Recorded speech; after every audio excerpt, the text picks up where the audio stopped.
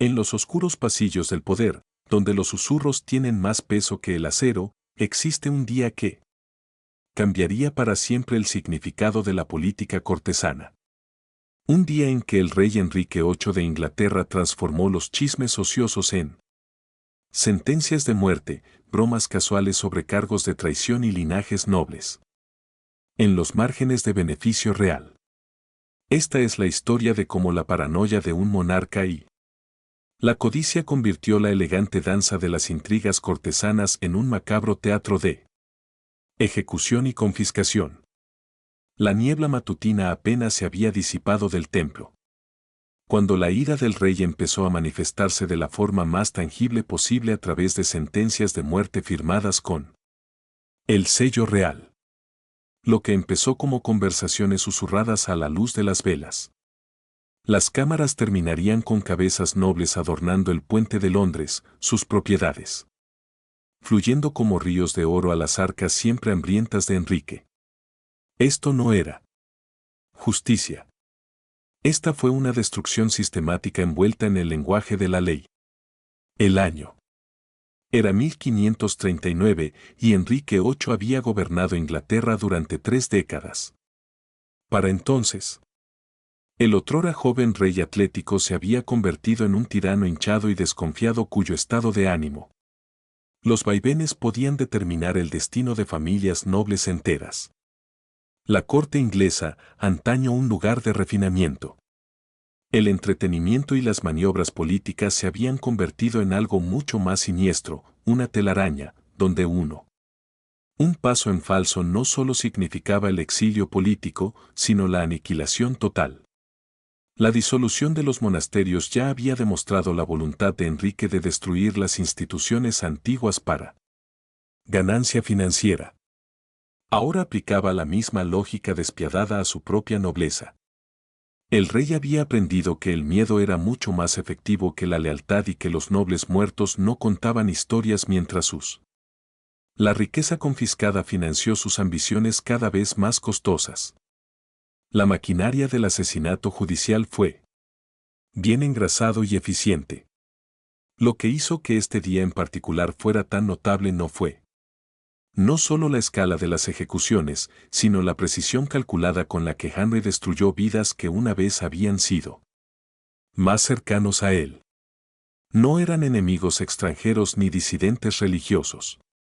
Eran hombres que habían compartido su mesa, habían participado en sus torneos y se consideraban parte de su ser interior. Círculo. Su destrucción enviaría un mensaje que resonaría en cada casa de mana de Inglaterra. El político.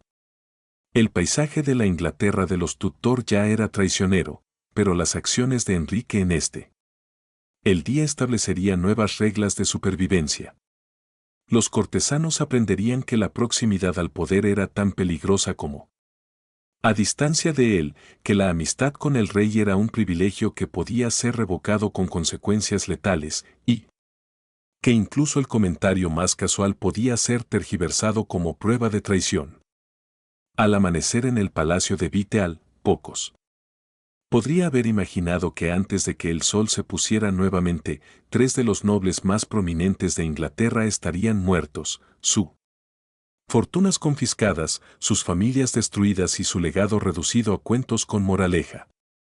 El rey, que una vez había sido aclamado como un príncipe renacentista y estaba a punto de revelar el alcance total de su transformación en algo mucho más oscuro. Esta es la historia del día en que Enrique VIII demostró que en su reino la intriga cortesana ya no era un juego. Era una sentencia de muerte a punto de cumplirse. Y el rey tenía todas las cartas en una baraja repleta de acusaciones, riquezas confiscadas y armas recién afiladas. Ejes. El aire matutino en el palacio de Viteal tenía una tensión inusual cargada de el tipo de anticipación que precede tanto a la celebración como a la catástrofe. Los sirvientes se movían por los pasillos con pasos silenciosos, mientras los guardias permanecían firmes con la postura rígida. Postura de hombres que presentían que este día sería diferente a los demás.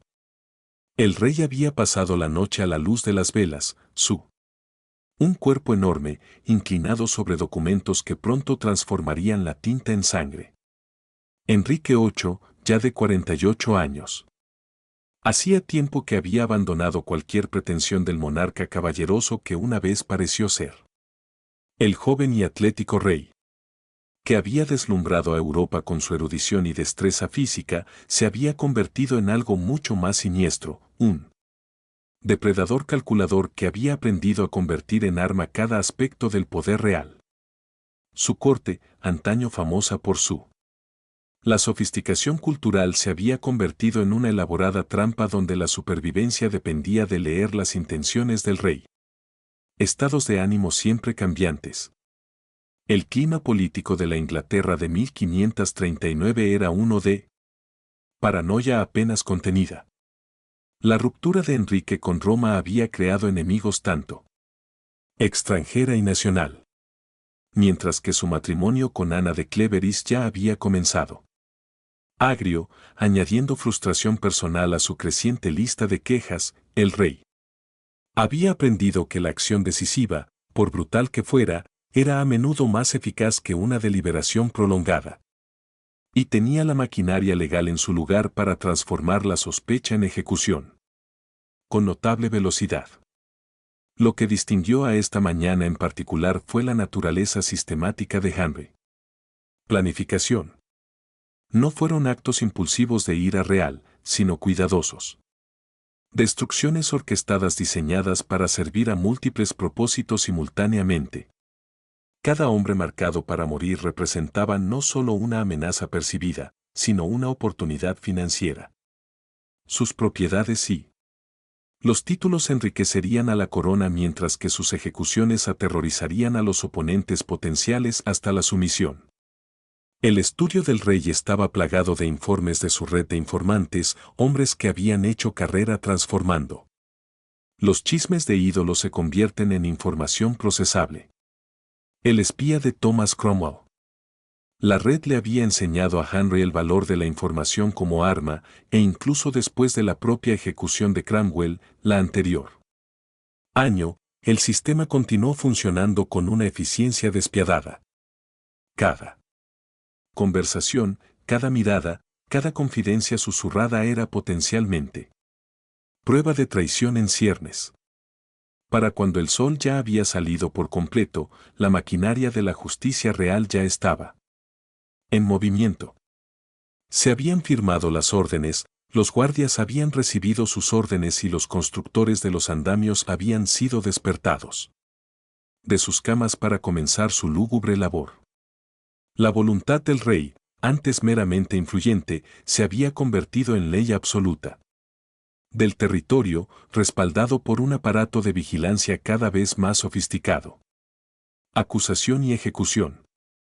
Los cortesanos, que serían testigos de los acontecimientos de ese día, estaban a punto de recibir la educación en las nuevas realidades del poder bajo Enrique VIII. Las viejas reglas de la nobleza. El privilegio y la protección tradicional se estaban reescribiendo con sangre, y esos quien no se adaptara con la suficiente rapidez se uniría a la creciente lista de bajas en la guerra del rey contra cualquiera que pudiera representar la más mínima amenaza a su autoridad. A medida que avanzaba la mañana, 3. Los hombres que habían despertado como miembros de confianza de la nobleza inglesa descubrirían que su proximidad al poder se había vuelto su sentencia de muerte, y que en la Inglaterra de Enrique la línea entre lealtad y traición se había vuelto tan delgada que era prácticamente invisible.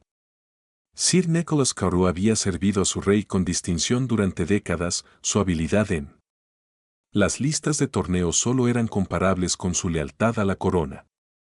Como uno de los compañeros de justas favoritos, había compartido la camaradería física que una vez había unido al rey con su más cercano compañeros. Pero esa mañana, nada de esa historia importaría. Un gesto descuidado dicho en lo que Carew había asumido que era la seguridad de una conversación privada se había transformado en pruebas de intención traicionera.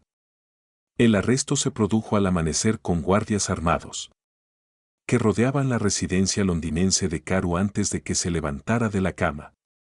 No hubo oportunidad de explicación, ninguna.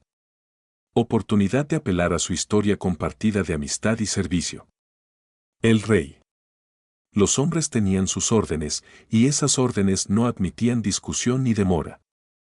Carew, todavía en pijama, fue sacado de su casa con cadenas que resonaban a cada paso. El sonido sirve como un recordatorio temprano. Alarma matutina para los vecinos que sabiamente permanecieron detrás de sus ventanas cerradas. Lo que transformó este arresto de una simple detención en algo mucho más siniestro fue la velocidad con la que Carew. Su destino estaba sellado. A pocas horas de su captura, ya se estaban llevando a cabo los procedimientos legales que lo condenarían. El gesto que lo había condenado, un comentario casual sobre la apariencia o el juicio del rey, había sido reportado por alguien. Había confiado, lo había distorsionado al contarlo y lo había presentado como evidencia de una mente traidora que albergaba peligros. Reflexiones sobre la autoridad real. La eficiencia del sistema judicial de Enrique. Cuando se trataba de destruir enemigos era verdaderamente notable. Tribunales que podrían deliberar durante meses sobre disputas de propiedad podría condenar a un hombre a muerte en cuestión de horas cuando la voluntad del rey estaba detrás de la acusación. El legal. Se observaron los formularios, se siguieron los procedimientos adecuados, pero el resultado nunca estuvo en duda desde el momento en que se firmó la orden. Las amplias propiedades de Carew en Surrey acumuladas durante generaciones. El servicio a la corona fue reasignado discretamente a los leales a la realeza, incluso antes de que el hacha del verdugo hubiera hecho su trabajo. Este era quizás el aspecto más escalofriante del sistema de Enrique. El integración fluida del asesinato judicial con el oportunismo financiero. El rey. El tesoro se enriquecería con cada ejecución, creando un incentivo perverso. Estructura que hizo que las acusaciones de traición fueran cada vez más atractivas tanto para la corona como para aquellos que esperaban beneficiarse de las redistribuciones de riqueza resultantes. Las vigas del andamio que pronto soportarían los últimos momentos de Carew fueron apresuradamente levantado en el patio. La savia cruda todavía supuraba del árbol recién cortado. Madera, un detalle que más tarde les parecería a los testigos simbólicamente apropiado. Dado que estas mismas maderas pronto se mancharían con sangre noble. Los carpinteros trabajaban con el sombrío. La eficiencia de los hombres que habían construido demasiadas estructuras de ese tipo, con sus martillos manteniendo un ritmo constante que parecía contar hacia atrás. Las horas restantes de la vida de Carew. A medida que la noticia del arresto se difundió por la corte, otros nobles comenzaron a reconsiderar sus propias conversaciones recientes, preguntándose si sus propios comentarios casuales podrían interpretarse como traidor. El impacto psicológico de la situación de Carew fue inmediato y profundo. Si un hombre de su estatura y trayectoria de servicio podía ser condenado por una broma descuidada, entonces nadie lo sería. A salvo de las interpretaciones cada vez más paranoicas del rey sobre la lealtad y traición. La transformación de Sir Nicholas Carew de compañero de confianza a el traidor condenado sirvió como una brutal introducción a las nuevas reglas de supervivencia bajo Enrique VIII. Reglas que se cobraría 2 víctimas más antes de que terminara el día. Henry Paul, barón Montague, representaba algo aún más peligroso para Enrique VIII que el simple oposición política. Representaba el recuerdo vivo de las reivindicaciones alternativas al trono inglés. Como miembro de la línea Plantagenet a través de su madre, Margaret Pole, condesa de Salisbury. El barón Montague llevaba en sus venas la sangre de los reyes que habían gobernado Inglaterra antes de los Tudor. Este legado genético, antaño una simple curiosidad de la nobleza. La genealogía se había convertido en una sentencia de muerte en la mente cada vez más paranoica de Henry. Cosmovisión. Las pruebas contra Montigue eran aún más débiles que las que habían condenado a Carew. Un solo torturado. Testimonio extraído de alguna alma desafortunada que había sido quebrantada en el potro hasta que estuvo dispuesta a decir cualquier cosa. Poner fin a su agonía. Pero en el sistema legal de Enrique, la calidad de la evidencia importaba mucho menos que el deseo del rey de una. Resultado particular. El linaje Plantaginato, que una vez proporcionó a Inglaterra reyes guerreros y cultura. Patrones, ahora era visto como nada más que una fuente potencial de rebelión futura. El arresto de Montagu siguió a el mismo patrón brutal que los Caruce, las incursiones al amanecer, las cadenas y los ataques inmediatos. Condena mediante procedimientos judiciales que se parecían más al teatro que a la justicia. Pero en el caso de Montagu, el peso simbólico de su destrucción tenía un significado adicional. Enrique no solo estaba eliminando un potencial rival político. Estaba erradicando sistemáticamente todo un linaje noble que podría algún día desafiar la legitimidad de Tudor. Las tierras centenarias que sostuvo a la familia Montague durante generaciones comenzó a fluir a las arcas de la corona antes de que el varón hubiera. Incluso se han probado formalmente. Antiguas casas de Maná con sus cuidados jardines y bibliotecas llenas de objetos raros. Los manuscritos fueron transferidos repentinamente a favoritos reales que no tenían ninguna conexión con su historia o significado cultural. La destrucción de las familias nobles bajo Enrique VIII no fue solo política. Fue un acto de vandalismo cultural a gran escala. La tortura de testigos para obtener testimonio contra Montague reveló otro aspecto escalofriante del sistema de Enrique, la disposición del rey a destruir vidas inocentes solo para obtener la evidencia necesaria para destruir a sus objetivos principales. Hombres que nunca habían cometido ningún delito más allá de saber que el barón Montague fue sometido a agonías que se habría considerado excesivo incluso para los brutales estándares de la época. Todo para extraer confesiones de que todos sabía que fueron inventados bajo coacción. La madre de Montagu, Margaret Poe, ya había soportado años de arresto domiciliario y acoso debido a su linaje real y la condena de su hijo. Eventualmente conduciría a su propia ejecución en 1541. La sistemática. La destrucción de la familia polaca demostró que Enrique comprendía que no se podían amenazar con amenazas a la autoridad real. Se eliminaron los ritos de paz. Se tuvieron que erradicar linajes enteros para asegurar la seguridad del gobierno de Tudor. La velocidad con la que se selló el destino de Montagu. El arresto y la condena en cuestión de horas revelaron la eficiencia industrial que Enrique había introducido en el negocio del asesinato judicial. No se trataba de la violencia caprichosa de un tirano loco, sino la brutalidad calculada de un sistema diseñado para eliminar amenazas con la máxima velocidad y la mínima resistencia. ¿Cómo? El barón Montague esperaba su ejecución, no era solo otra víctima de la paranoia de Enrique, pero el fin de una línea noble que había sobrevivido a las guerras de las Rosas, la conquista normanda y siglos de agitación política, solo para ser extinguido por un rey que no toleraba rivales, reales o imaginarios. Real. El camino de Lord Hungerford hacia él. El bloque del verdugo demostró otra faceta de la destrucción sistemática de la nobleza inglesa por parte de Enrique, la utilización de acusaciones religiosas como arma para lograr objetivos políticos y financieros. Acusado inicialmente de albergar herejes, un Hereford se encontró enfrentando la acusación adicional de brujería, un cargo que revelaba la disposición del rey a aceptar incluso las acusaciones más fantásticas cuando contribuían a sus propósitos.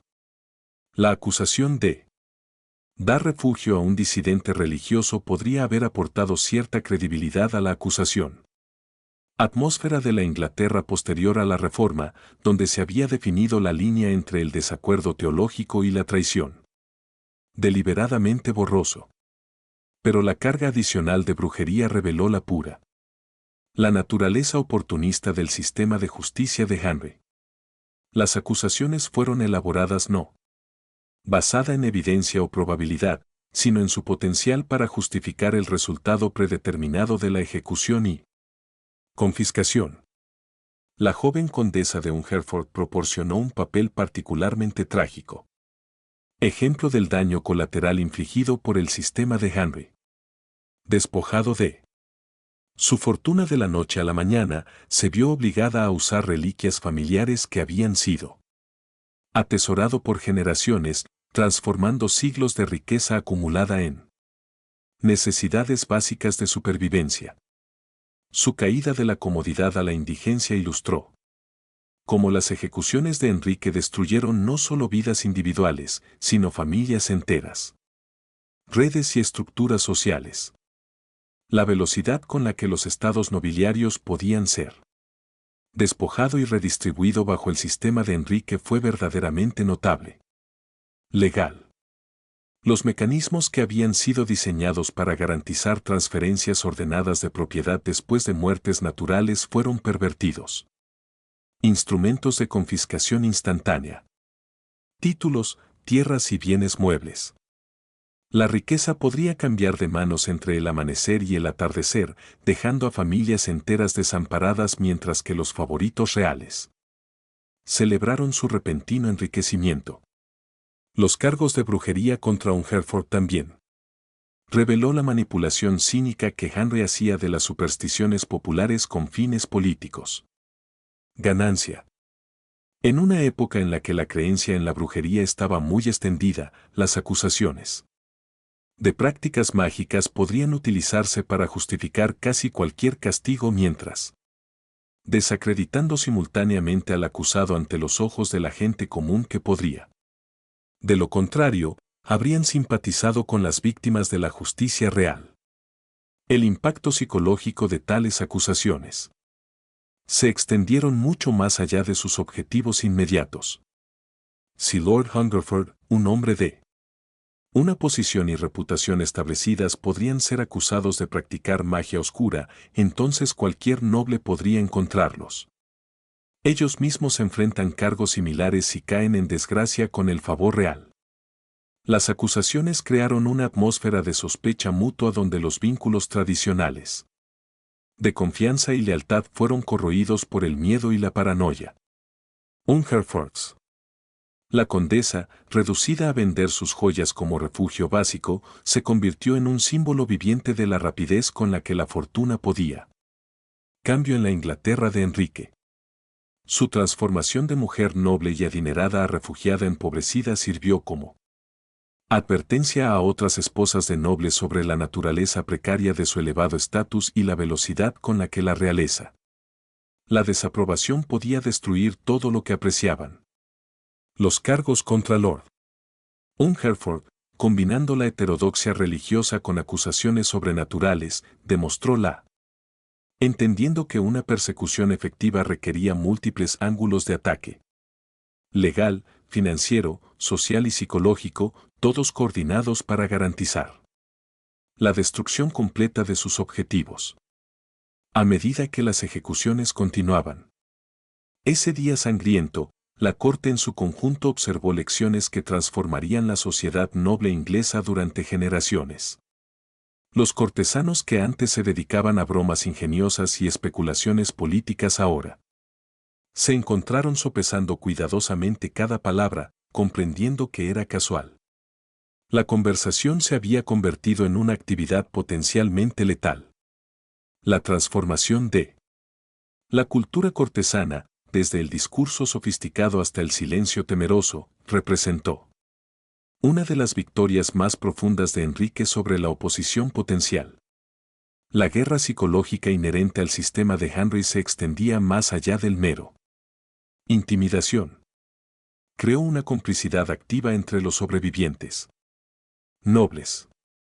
Los que esperaban evitar su propia destrucción comenzaron a denunciarse entre sí, transformando la corte en una red de informantes donde la amistad se volvió imposible y la paranoia se convirtió en una estrategia de supervivencia. El rey había logró poner a sus enemigos potenciales unos contra otros, eliminando la posibilidad de una acción coordinada. Resistencia. Incluso los hermanos de la reina Jane Seymour, a pesar de su conexión con se observó que quienes tenían el poder real a través del matrimonio de su hermana con el rey pujaban discretamente por bienes confiscados que había pertenecido a los nobles ejecutados. Este detalle reveló la completa corrupción moral que Enrique. El sistema se había introducido en la vida cortesana inglesa.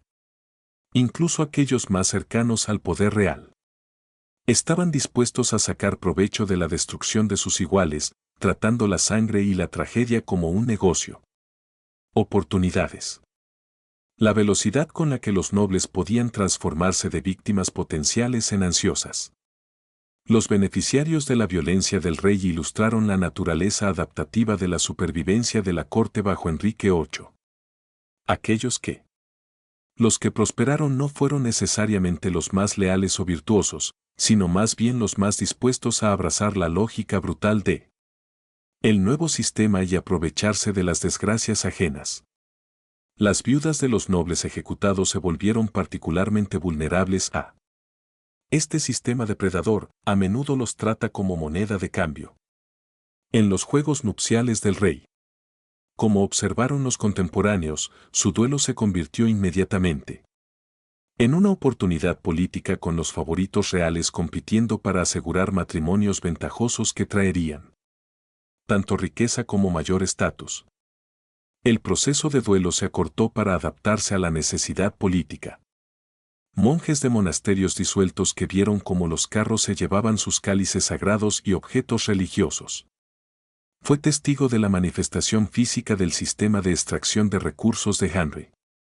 La plata fundida de estos objetos sagrados financiaría otra guerra tuda, demostrando cómo el rey había aprendido a convertir toda forma de riqueza, secular y sagrada, en riqueza militar y política. Poder. La naturaleza sistemática de esta destrucción cultural se extendió más allá. Un mero cálculo financiero para abarcar un ataque deliberado a lo tradicional. Valores y vínculos sociales. Henry no se estaba simplemente enriqueciendo a través de confiscación. Estaba reconstruyendo la sociedad inglesa según sus propias ideas. Visión de una autoridad real absoluta donde las lealtades tradicionales y las restricciones morales estaban subordinadas a la voluntad del rey. Los cortesanos que sobrevivieron a este día lo hicieron aprendiendo nuevas reglas de compromiso que prioriza la supervivencia sobre el honor, las ganancias sobre la lealtad y la obediencia por encima de la conciencia. La Inglaterra que surgió del reinado de Enrique sería fundamentalmente diferente del que había heredado, moldeado por las brutales lecciones aprendidas en días como este. Cuando la intriga cortesana se transformó del teatro político en un sistema. Terror. A medida que se acercaba la noche y las sombras se alargaban sobre los templos, el alcance total del logro de Enrique se hizo visible en el sentido más literal. 3 cabezas nobles adornaban Londres.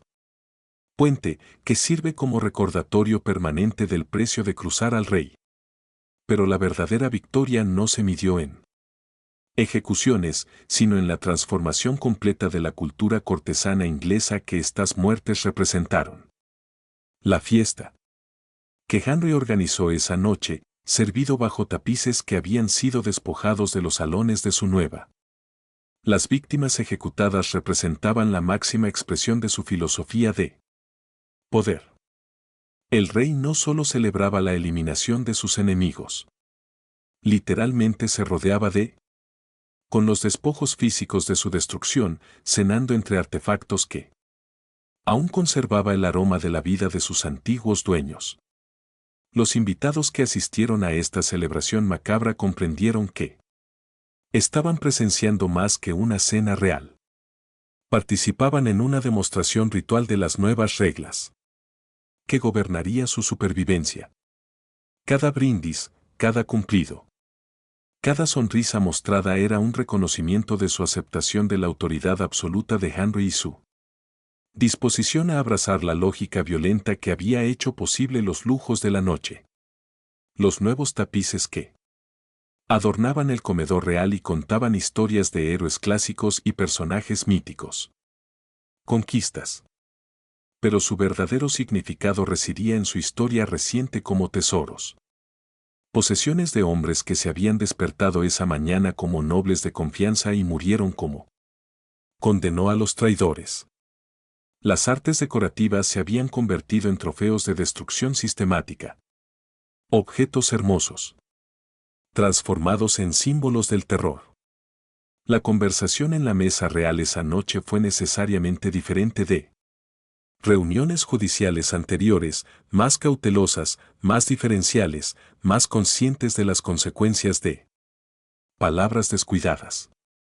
Las ejecuciones habían logrado crear un nuevo vocabulario de supervivencia donde la comunicación directa se había vuelto peligrosa y el significado tenía que ser transmitida mediante una cuidadosa indirección y un silencio estudiado.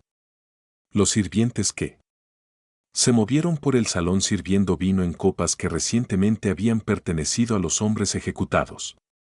Participantes en esta demostración de poder real. Su disposición a manipular estos objetos para tratarlos como objetos comunes. Los utensilios, más que las reliquias de vidas destruidas, indicaban hasta qué punto el sistema de Henry había normalizado la apropiación casual de las posesiones de otros. Mediante la violencia estatal. La comida en sí, preparada con ingredientes comprados. Usando el oro que había sido confiscado a las víctimas del día, representó la completa integración económica del asesinato judicial en la gestión de la Casa Real. El rey había creado un sistema en el que las ejecuciones no solo eran políticamente útiles, sino también económicamente rentables, generando recursos que podrían reinvertirse inmediatamente en exhibiciones de magnificencia real. La verdad es que se hizo inconfundible a medida que avanzaba la noche. No se trataba solo del rey. No se trata de la voluntad de ejecutar a los enemigos percibidos, sino de la transformación completa del gobierno inglés. En un sistema donde la violencia, la confiscación y el terror no fueran aberraciones, sino herramientas fundamentales. El arte de gobernar es tan normal y necesario como la tributación o la diplomacia. El legado de este día en particular se extendió mucho más allá de sus víctimas inmediatas para abarcar una redefinición completa de la relación entre la autoridad real y el privilegio nobiliario en Inglaterra. Enrique había demostró que la proximidad al poder no ofrecía protección contra las acusaciones de traición, que la riqueza no ofrecía ninguna seguridad contra la confiscación real y que incluso el servicio más distinguido podía ser olvidado a favor de una ventaja política inmediata.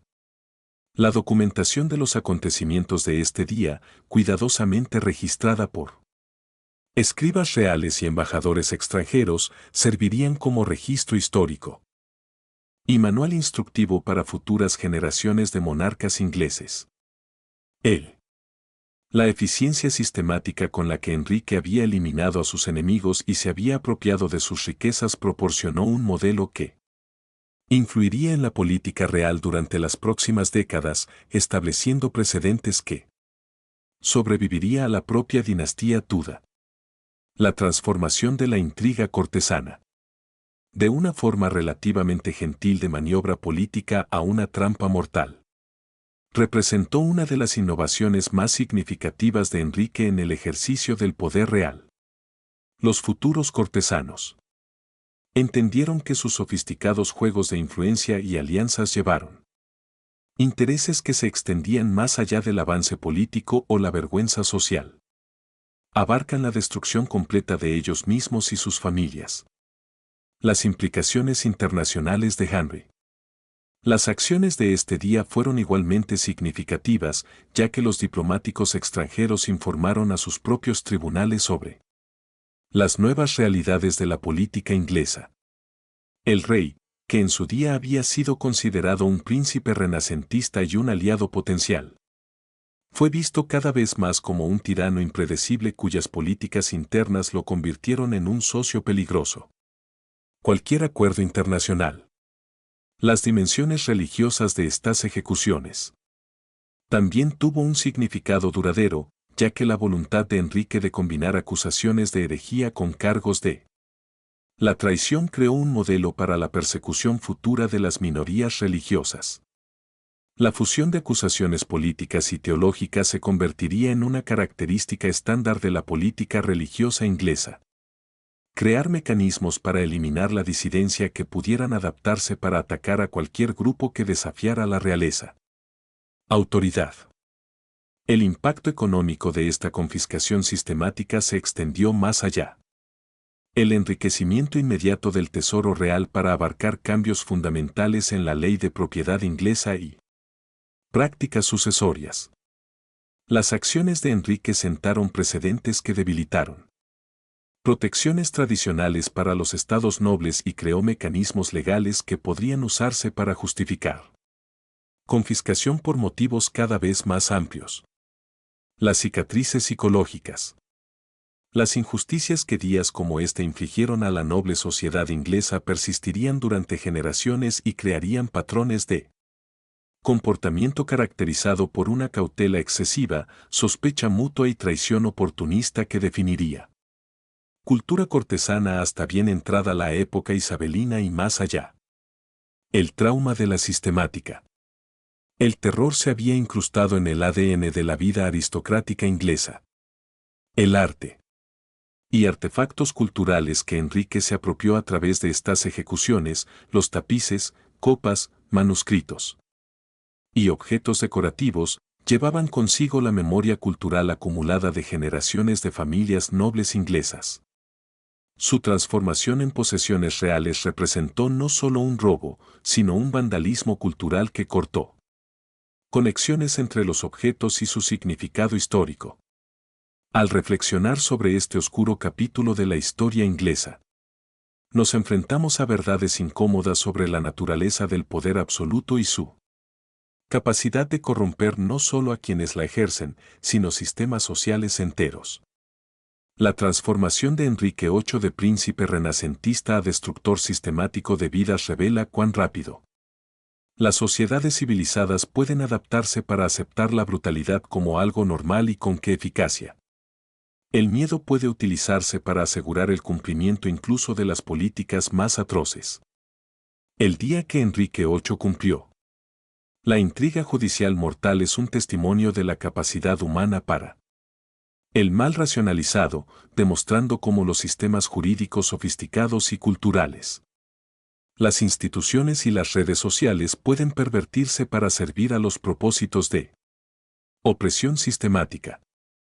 Las ejecuciones, confiscaciones y traiciones que los cambios que caracterizaron este periodo no fueron producto de la locura o el caos, sino de políticas cuidadosamente calculadas, implementado a través de los canales institucionales establecidos. Las víctimas del sistema de Henry, Carew, Montague, Hertford y muchos otros murieron no como héroes o mártires, sino como personas comunes atrapadas en la maquinaria del terrorismo de Estado. Su destrucción fue notable no por su excepcional crueldad, pero por su eficacia sistemática y aceptación social.